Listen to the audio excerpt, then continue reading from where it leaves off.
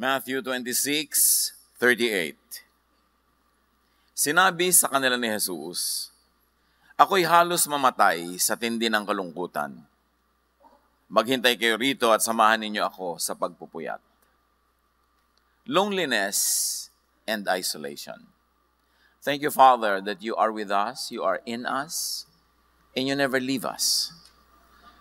Sa sandaling ito, Panginoon, kami po ay nagpapasakop, humihingi ng kaliwanagan, karunungan, at mangusap kayo sa amin para mga pang-araw-araw na buhay namin ay maiayon namin sa iyong kalooban. Be our preacher, our teacher, our healer. We seek you. Thank you, Father, in the name of your Son, Jesus. Maraming mga tao kuminsan nagsasabi nila halos mamatay sila sa lungkot. Sabi ni Jesus nung siya ay magdarasal sa halamanan ng Gethsemane, ganun din. Matthew 26:38, He said to them, "My soul is overwhelmed with sorrow to the point of death.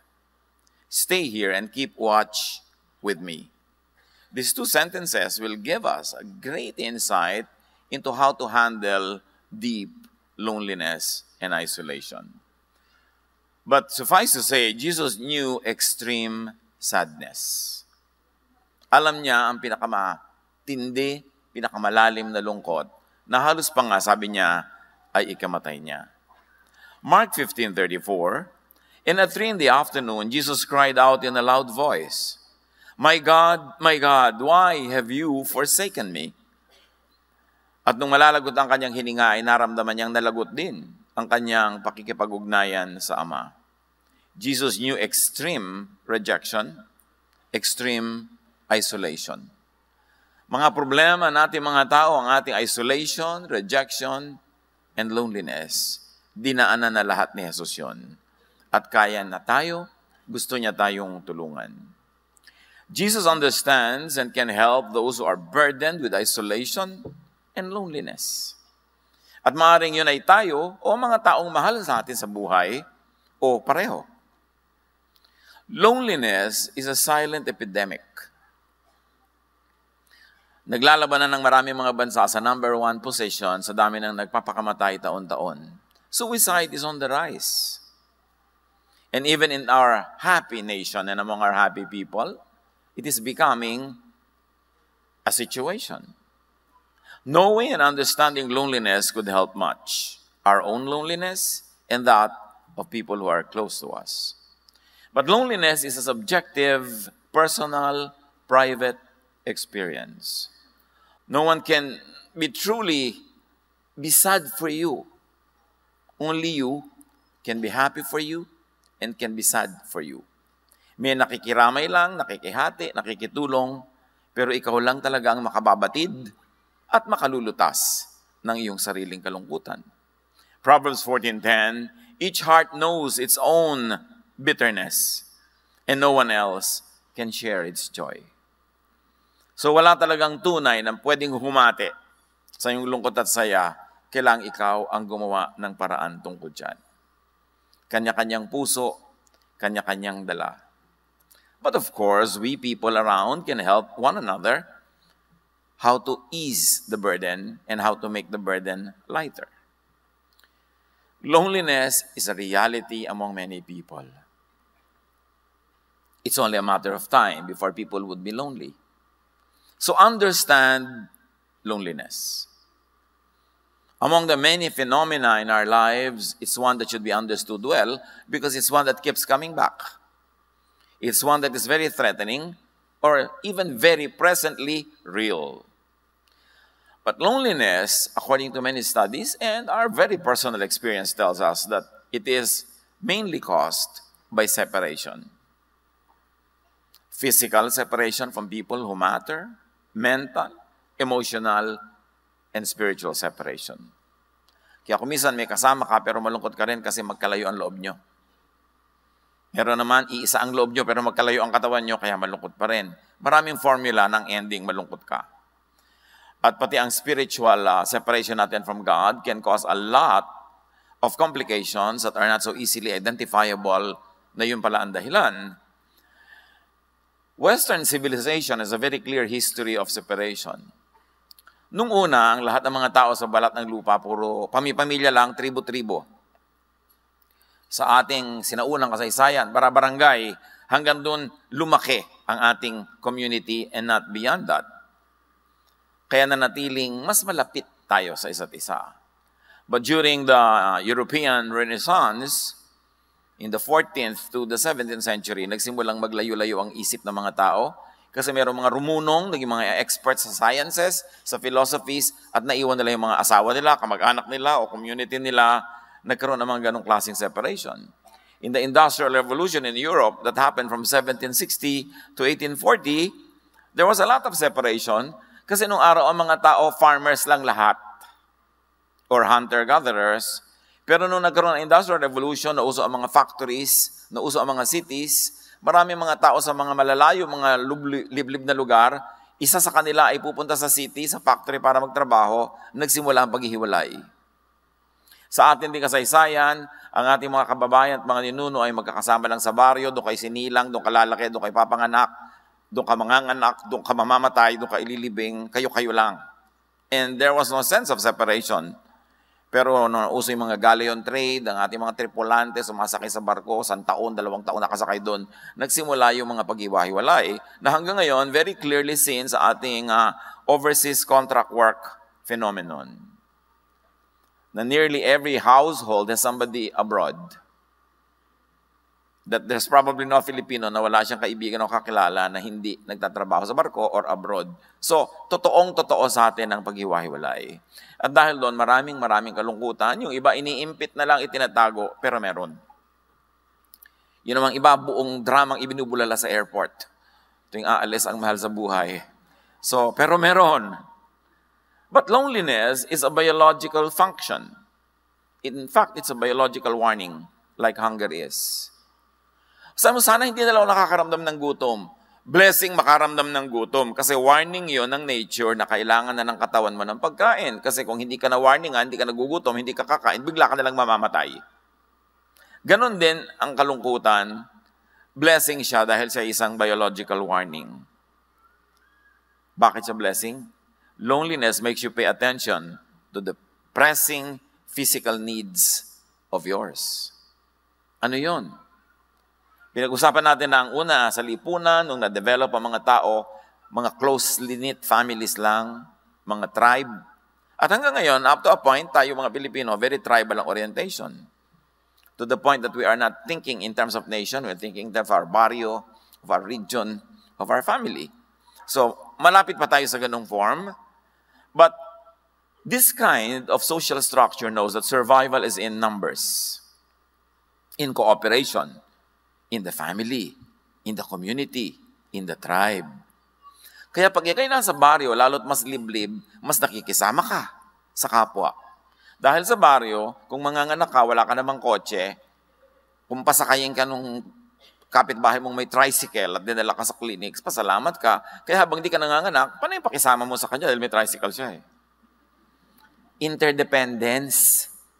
Pag kailangan, pag may namatay, mag-abuloy ka. Para ikaw namatayan, mag-aabuloy din sila.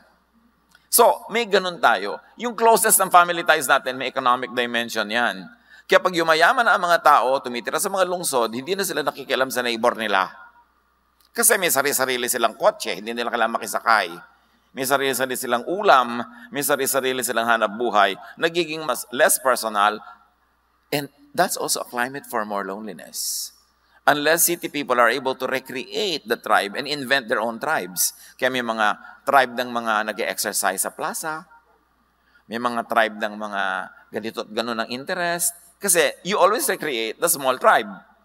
Because there's security in such a setting. Ngayon, pag nalulungkot ang tao, ibig sabihin, kulang ka sa tribe. It's a warning. So, in this context, aloneness, it's biologically dangerous. Bakit? Kasi yung survival mo depends kung may mga tutulong sa iyo, may support system ka. So, pag alone ka, nalulungkot ka, your body tells you, hoy, sobra ka nang separated and isolated, kaya nalulungkot ka, ikaw ngayon lalabas, magte-text, kaya maglamang maaalalang textan yung hindi mo naman naaalala nung masaya ka. Sabi mo, musta? Pero ang totoo, gusto mong ikaw ang tanungin niya na musta. Kaya ang sama ng loob mo, pasayan niya, okay, tapos hindi na sumagot ulit. Because every text is a cry for help. So nagte-text ka para textan ka rin.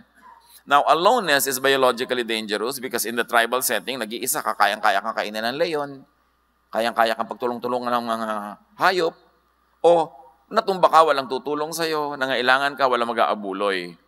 That's why creation mandates that these risky situations cause loneliness.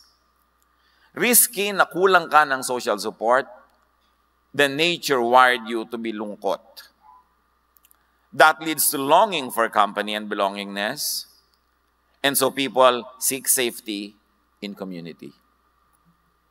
Loneliness compels people to seek community, which really means survival. Loneliness is a biological warning na delikado ka pagka nangailangan ka, walang tutulong sa'yo. Pag namatay ka, walang maglilibing sa'yo. Pag nagkasakit ka, walang magdadala sa'yo sa ospital, walang dadalaw.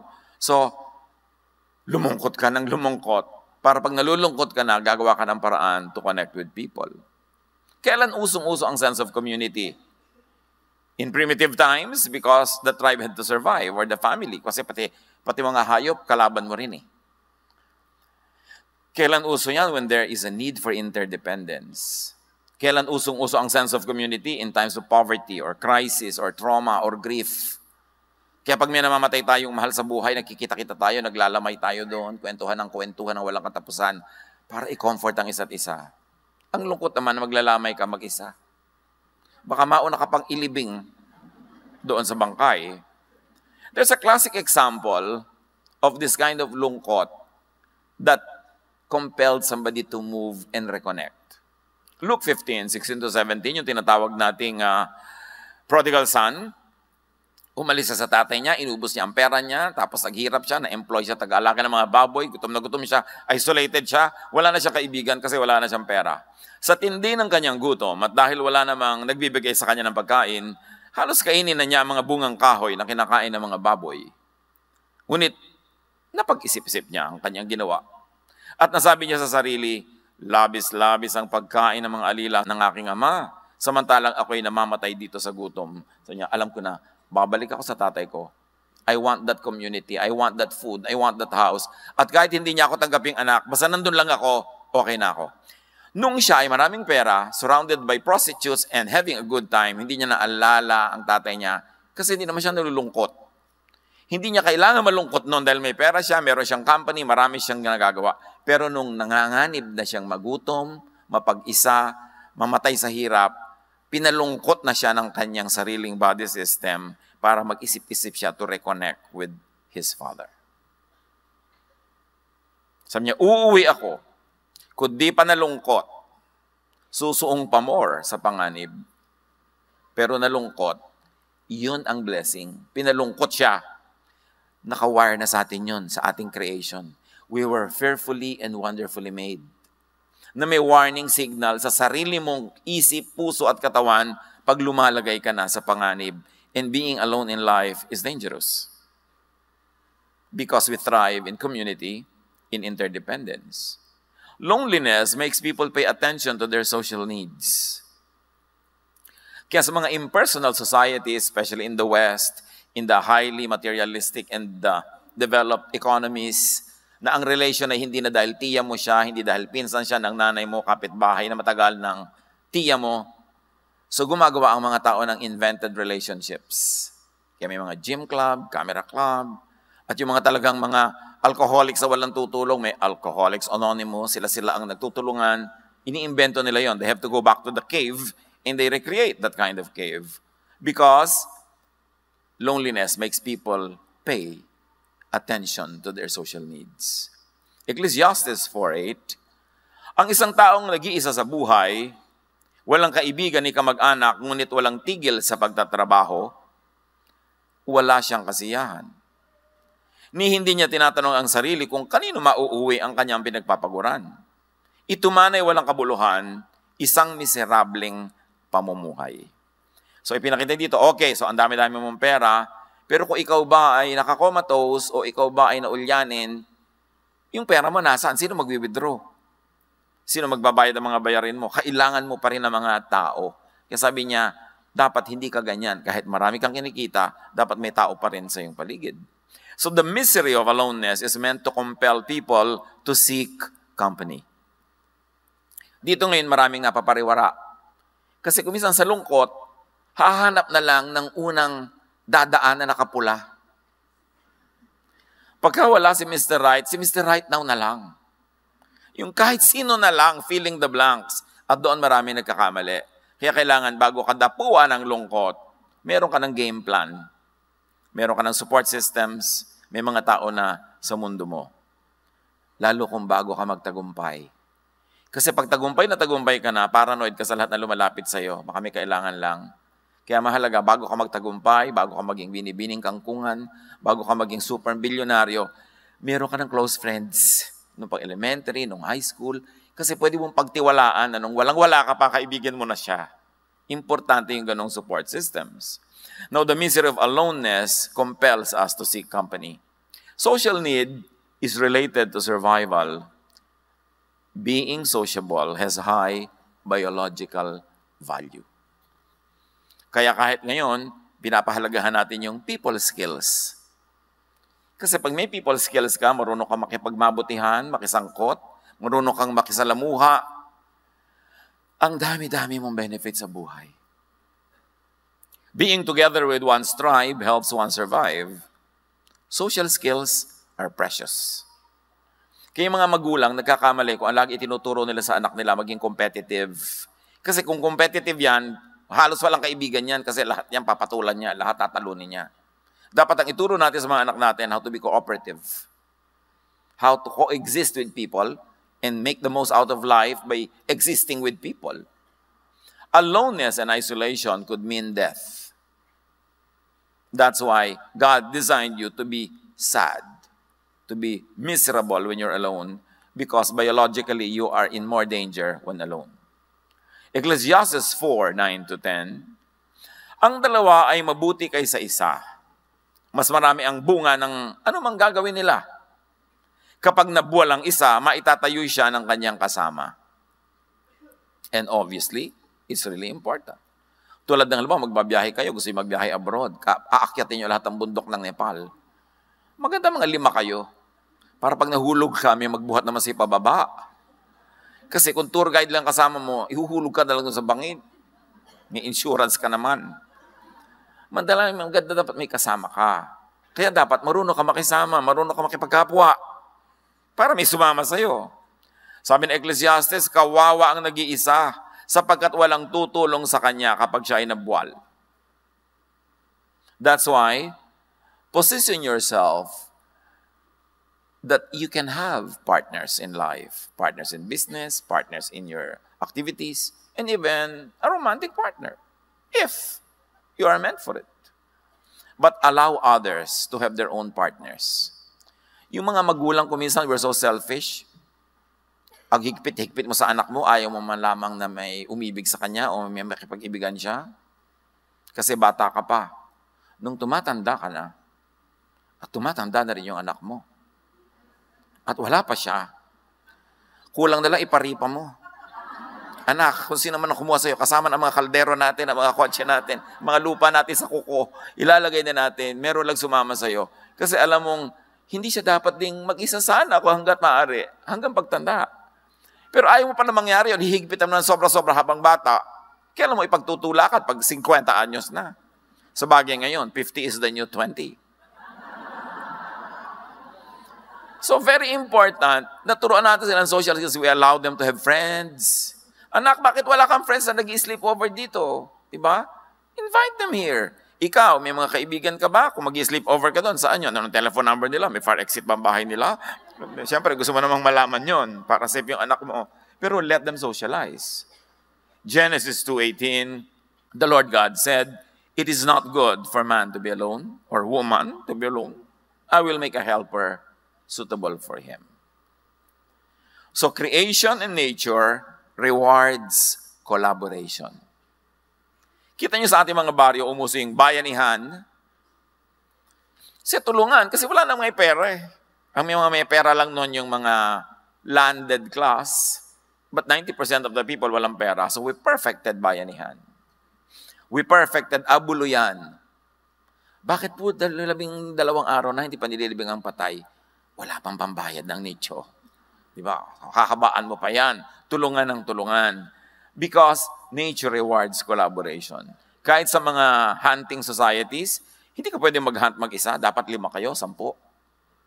Pati sa mga halaman, sa mga hayop, mahalaga yung may mutualism na relationship. Both of you benefit by being together.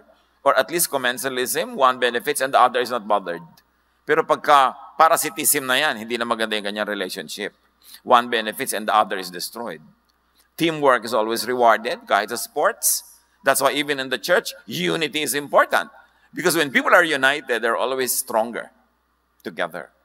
Ecclesiastes 4:11-12, kung malamig ang panahon, maaari silang magtabi sa higaan upang parehong mainitan.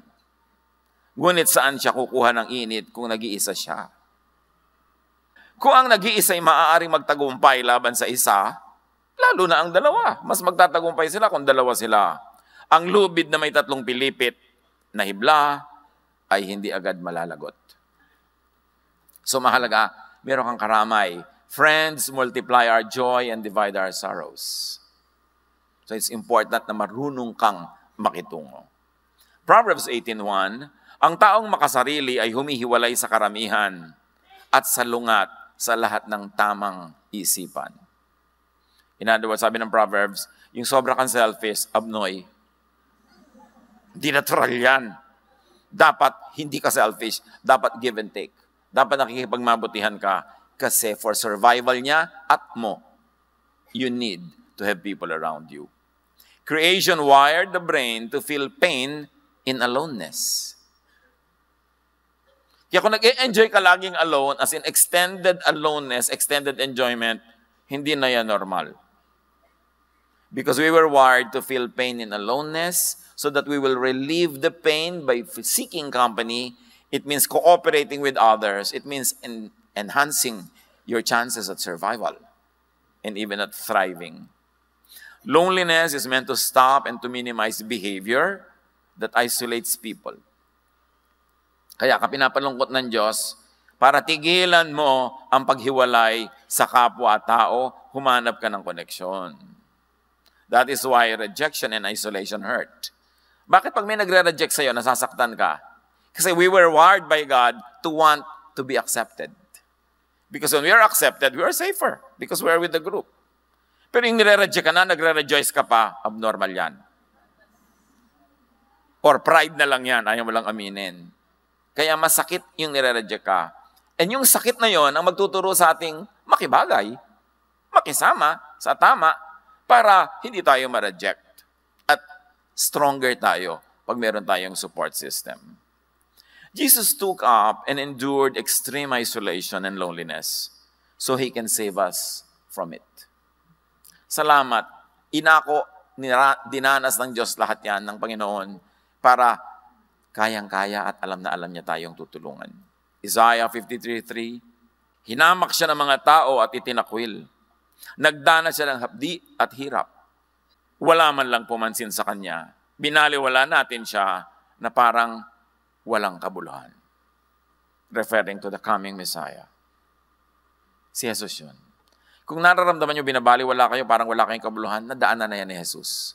Therefore, alam niya ang situation nyo, alam niya kayong tulungan. Hebrews 2:17-18, for this reason, Jesus had to be made like us. In every way, He became like people so that He could be their merciful and faithful high priest in service to God. And now, He can help those who are tempted. He is able to help because He Himself suffered and was tempted. So if your temptation is to feel so bad, because of your loneliness, Jesus can help you out of that because He already experienced it.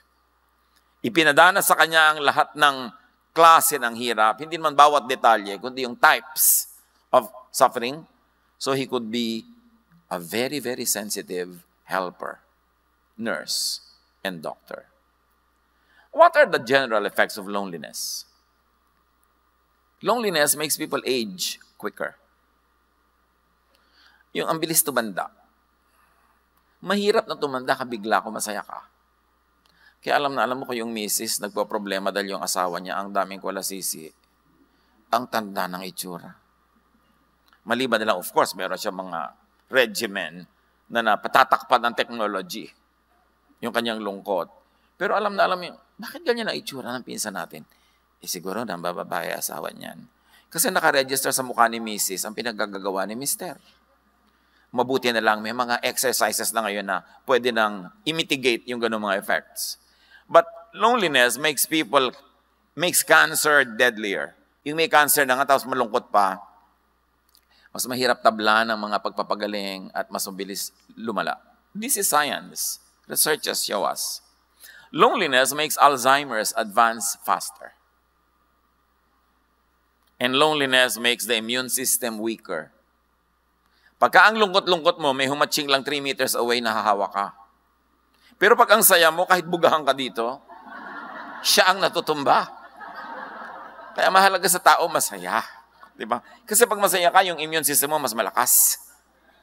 At yan ay proven talaga. Psalm 38, 6-8, wasak at kuba na ang aking katawan, ang buong maghapoy puspos ng kalungkutan.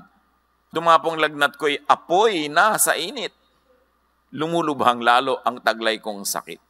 Ako'y nanghihina at nanlulupaypay, puso'y dumaraing sa sakit na taglay. So you see, pagka ikaw ay emotionally sick, your body becomes sick. And when your body becomes sick, you also become emotionally sick. So it feeds itself. It becomes a cycle. Hinihila ka pababa ng pababa. Yung katawan mo, papalungkotin ng puso mo. Yung puso mo pala, hihinain ng katawan mo. Saan ka pupunta nun? Sa libingan.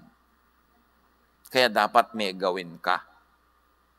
Pag lagi kang nalulungkot, dapat may gawin ka. Huwag kang magmukmok. Huwag kang humingi ng awa. Huwag kang lagi na lamang na mag-self-pity. You've got to do something to get yourself out of that hole. Once loneliness becomes chronic, it will be self-sustaining. Ito ang sinasabi ng mga clinical records. Pag ang lungkot mo ay sumobra na, siya na ang bubuhay sa kanyang sarili. Siya ang magpapasidhi ng lungkot.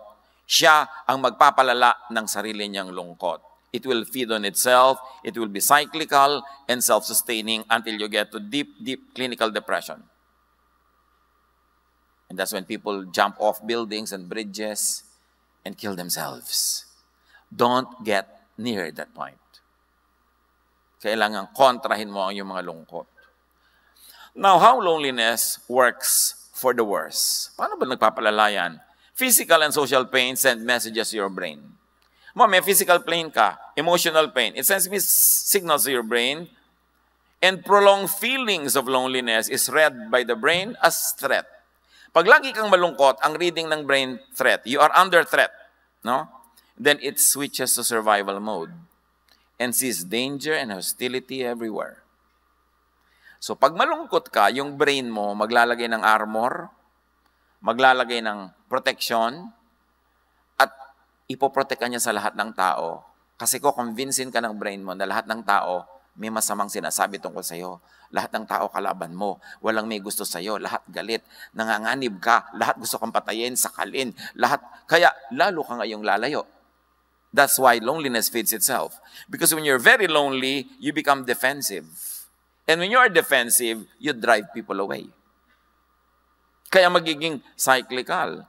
Because the lonely person is suspicious, unfriendly, defensive, offensive, and hostile. Mabangis, madaling magalit, madaling magsuspetsa, wala pinagtitiwalaan. Ganun pag malungkot. A sure formula for more isolation. Psalm 38, 17-20. For I am about to fall, and my pain is ever with me. Many have become my enemies without cause. Those who hate me without reason are numerous. And remember, this could only be a guni-guni. Perception ng isang taong sobrang malungkot. It need not be real. Pananaw yan. It need not be factual. But when you're lonely, you become paranoid. Lahat ng ginagawa ng tao, ang reading mo, niloloko ka, pagsasamantalahan ka. Kaya yung mga nalungkot dahil minsan nabigo sa pag-ibig, lahat ng mga dumadapong na sa kanya, binubugaw na. Kasi nakahalik siya ng palaka, hindi naging prince. Nagkaroon pa siya ng kulugo. Ngayon, dumadating na yung talagang palaka na prince, dinataboy mo pa. Siyempre, sometimes in life, you kiss so many toads before it turns to be a prince. Minsan naman, wala. Talagang kulugo. But you must never stop trying. Di ba? Don't live in the la mode. Kasi pag nasa the la mode ka, nagsara ka na eh. Parang ayaw mo nang mabuhay. Hindi mo na binibigyan ng sarili mo ng chance. Verse 20, those who repay my good with evil, lodge accusations against me, though I seek only to do what is good. Yan ang perception ng isang taong depressed. Bait-bait ko naman, masama sila. Inaapi nila ako. Pagka hindi ka nabate, iniistab niya ako. Ayun naman pala, hindi ka lang talaga nakita. Pero laging pangit ang interpretation. Kasi nga yung loneliness mo, papalonelihin ka niya lalo. Hanggang magising ka sa katotohanan na kailangan mo siyang talunin, pero may mga iba, hindi nagigising, sila'y natatalo. Loneliness makes people assume the worst of other people's intentions. Ang malungkot, suspicious, paranoid, mapagbintang.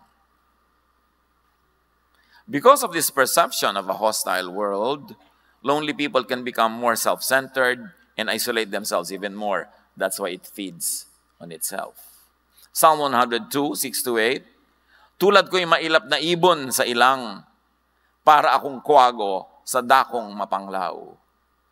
Ang aking katulad sa hindi pagtulog, ibon sa bubungang palaging malungkot. Sa buong maghapon, ang kaaway ko, nililibak ako. Ito yung perception ng taong depressed. Mukha na akong ibong puyat. Mukha akong butiking pasay. Diba? Mukha ka ng tiriringgay. Talaga kung ano na nangyayari sa'yo. At pag hindi mo yan kinorek, ang susunod na level ng depression, pinapabayaan ng tao ang kanyang hygiene. Hindi na siya nagsesepilyo. Hindi na siya sa shampoo. Hindi na siya nagsusuklay. Hindi na siya nagbibihes. So alam mo, grabe na depression mo ha. Amoy lupa ka na. Ang gagalit sa'yo yun pagka gano'n dahil nga paranoid siya. Pero danger sign yan. Mga kapatid, life is the primary duty of life. So when a person does something against life, like against eating, against enjoyment, against hygiene, the person is committing suicide. Slowly. Kailangan sensitive tayo sa ating mga kasama sa bahay. Mami, bad breath po si daddy, baka po depressed. Anak, nobyo ko pa lang, bad breath na siya. So, hindi yan depression. May gano'n naman, huwag kayo mag-overreact. Pero bantayan ninyo ang inyong mga kasambahay. Kasi kung minsan, clueless tayo, nagbibigti na pala. Importante to be open-minded. Feelings of isolation leads to tension and sadness, which makes you focus your attention selectively on the negative. Pagka-depressed ka at malungkot, lahat ng tingin mo negative. May suot kang lenses na dark, and the world is dark. Not because it is, but because you make it dark with your perception. Feelings of isolation makes you think negatively about yourself and others, and it leads to more isolation. This becomes more and more severe that you may find it harder to escape without professional help. Kaya pag kami sobrang ng depression, sobrang ng lungkot, kailangan na ng clinical intervention. It's good to see a psychiatrist. It's good to see a professional counselor. Sometimes you need chemical intervention, medication, to balance the blood. There are recent studies that now people can be restored without chemical intervention, but still in experiment stage. Kaya napaka-importante yung medication, proper food, proper nutrition to balance the blood. At least physically mabalance ka para ma-induce yung mind mo na maging balance din because the cycle has to be broken somewhere. If you cannot break it in the physical, you have to break it in the emotional part. But you have to break into the person. Any of those entrance points would do. Kaya mahalaga rin yung spiritual experience. Yung naging Maka-Diyos ka, naging prayerful, nagkaroon ka ng ministry, nagkaroon ka ng mission, para ma-break yung cycle mo na pababa. Kailangan merong pumigil doon saan man effective at the moment. Loneliness isolates you from people, limits and minimizes or stops your interaction with friends. And there's a warning. If you're always declining invitations, you could be depressed. Iba-ibang excuses mo dyan. Busy ako, marami akong trabaho, ma-traffic, tinatamad ako. Pero what's wrong with you na ayaw mong dumalo sa kasalan? Masaya naman. Liban na lang yung talagang sobrang American accent na MC. Bakit ayaw mong pumunta sa patay? Di ba? Mga kaibigan mo yan, dapat ka makiramay. Ba't ayaw mong pumunta sa birthday party? Kainan, sayahan. So, if you are turning down more than 80% of invitations from people that you care about or people who care about you, count it as a warning. Dahil ang gusto mo, magmukmuk, mag-isa. Yun nga yung sinasabi noong verse na binasa natin. Payaman ka ng payaman, trabaho ka ng trabaho, mag-isa ka naman. Bakit? Ano ang nangyayaring deception in your life? When you decline invitations, warning. But there's a deeper warning when you no longer receive invitations. Dahil nagsawa na ang tao sa decline mo. Hindi ka na iniimbita. Lulubog ka ng lulubog sa aloneness. Pagka hindi na rin nakikisalamuha sa iyo yung iba, tulad ng ayaw mong makisalamuha sa kanila, now the outside world has become a manifestation of your thoughts. Yung loob naging labas. Sa loob at labas ng bayan kong sawi. Sabi ni Balagtas. Kasi yung niloloob mo, pagka nangyayari na sa labas, nailipat mo na sa labas yung dati, personal reality mo lang. Dahil ang labas sumusunod sa loob. Matter obeys thought. At pag laging ganun ang thought mo, susunod ang physical world mo dyan. So help yourself and help people when you see this happening. Remember, loneliness is a blessing. It is a warning that you should connect with people, that you should build bridges instead of walls. Sabi nga ng isang cheesy na poster, people are lonely because they build walls instead of bridges. It's a sign. Get out of loneliness if you are in it. Get people out if they are in it and you can help them. Get rid of its cause. You must question loneliness. Pag nag-iisa ka, ang lungkot-lungkot mo, ayaw mong makisalamuha, dala ka sa mga tao, ayaw mong makapagmabutihan, you must not accept that. Question it. Psalm 42:11, why my soul are you downcast? Para pamiwangan mo yung sarili mo. Bakit ka ba nalulungkot? Anong dramang bukid dyan? Tigilan mo yan. Why so disturbed within me? Put your hope in God, for I will yet praise Him, my Savior and my God. So, labanan nyo siya. Ba't ka ba nalulungkot? Anong arte mo? Tumigil ka. Dapat ganunin mo ang sarili mo. Pero mong gawin yun dun sa pasyente. Kasi baka lalong malungkot. Medyo dapat mas bula-bulahin mo muna siya. Huwag man biglang ganun dahil baka lalong ma-depress. So sa sarili mo, you can do that. And change your loneliness mindset. Alam niyo ba na may mga mindset na talagang nakatugma para lumungkot? Pinapakinggang tugtog, malungkot. A-attend ng party, malungkot ang damit. Ang bulaklak niyang plastic sa bahay, malungkot. Pag nagayo siya ng plato, yung pagkain, nakakaantok tingnan. Wala man lang ang saya, di ba? Mga ulam niya, gray. Dapat pinapasaya mo yung buhay mo. Kumisan kasi yung masaya baduy. Hindi bali na, basta huwag ka lang maloka.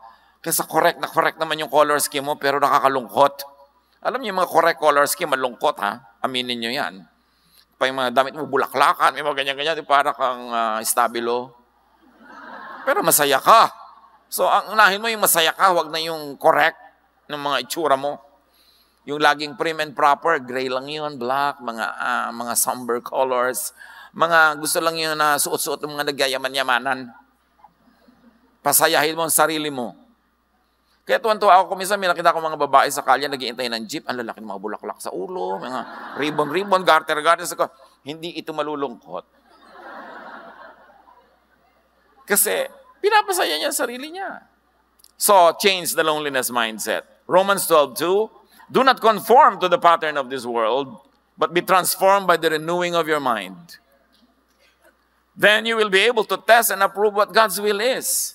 His good, pleasing, and perfect will. And His will is that you get out of that loneliness mode.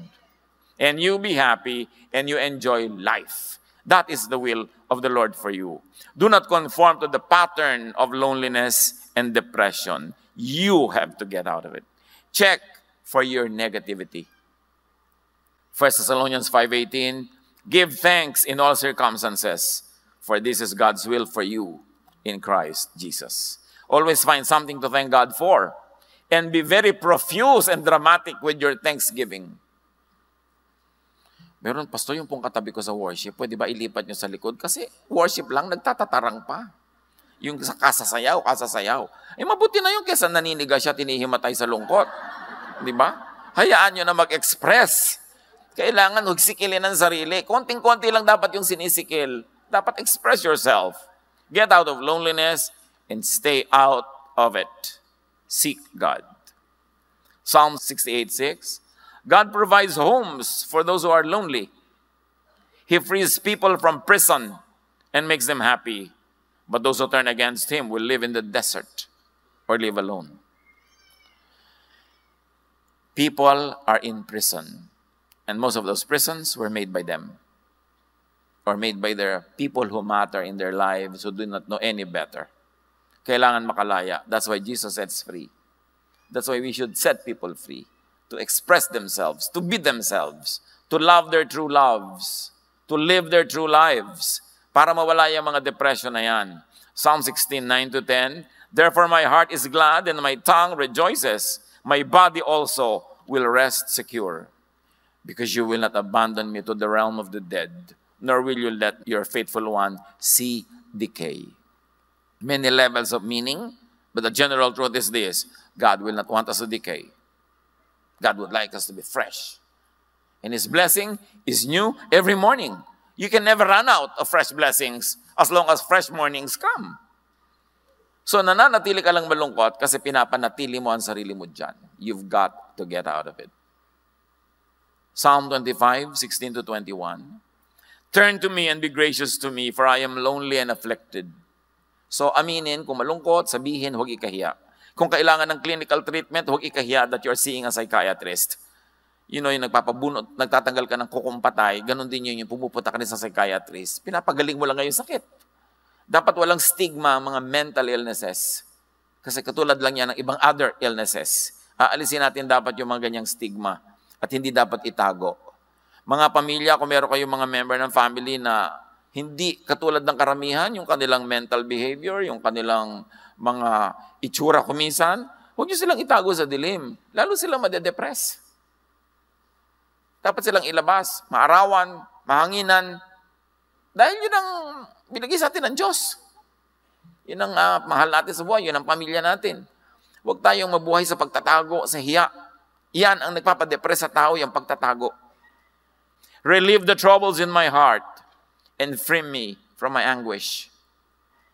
Look on my affliction and my distress and take away all my sins. Sins is living off the mark. It doesn't have to be immorality. It doesn't have to be doing bad things. Sin is living off the mark. Dapat nandun ka kung anong tinakda sa'yo, kung anong binigay sa'yo, yun ang ibuhay mo. When you're outside of it, that is sin. Hindi kailangan laging immorality ang sin na yan. Pagka hindi ka nabubuhay according to your design, according to how God made you, and you were wonderfully made, sala ka. Yun na nagkakasala.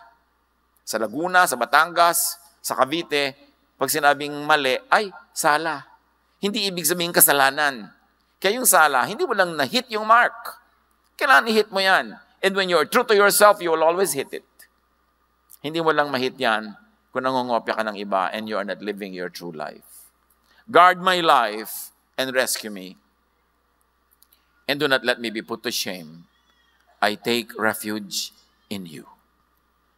And God is our refuge. Naranasan na ni Lord na halos mamatay sa lungkot. Naranasan na siya na sa taimtim ng pagdarasal ay dugo, hindi pawis, ang lumabas sa kanyang noo. Alam niya ang dinaranas nating lahat. He is our ever-present help in times of trouble. So kung nangangailangan ka ng tulong, magpatulong ka. At kung ikaw ngayon yung malakas, tumulong ka. That is the importance of interpersonal relationships. Get out of your aloneness, live your life, enjoy your life with people. May mga nakakadala, pwede mo silang iwasan, pero hindi ibig sabihin lahat nakakadala. Kung may nagkamali sa'yo, may sumugat sa damdamin mo, pwede mong iwasan kung paulit-ulit, pero hindi mo itatrato ang lahat ng tao sa mundo na katulad nun. Huwag mong sisingilin si Pedro sa utang ni Juan. At lalong-lalo, huwag kang mabubuhay na dala kasi magsasara ka para sa marami pang pagpapalang naghihintay na dumating sa buhay mo. My integrity and uprightness protect me because my hope, Lord, is in you. Dear Lord, teach us to hope in you. Sa mga kalungkutan na personal, sa kalungkutan ng iba naming mga mahal sa buhay, turuan mo kami magdamay-damayan, magtulungan, tigilan ng mga pagkukunwari, mga pagbabalat kayo, maging totoo para makalaya. At sa paglayang ito makahinga ng maluwag, kami maarawan, kami ay mahanginan at makapamuhay ayon sa iyong magandang kalooban. Pagbulay-bulayan natin ang mga kahulugan nito sa buhay natin at sa buhay ng mga mahal natin.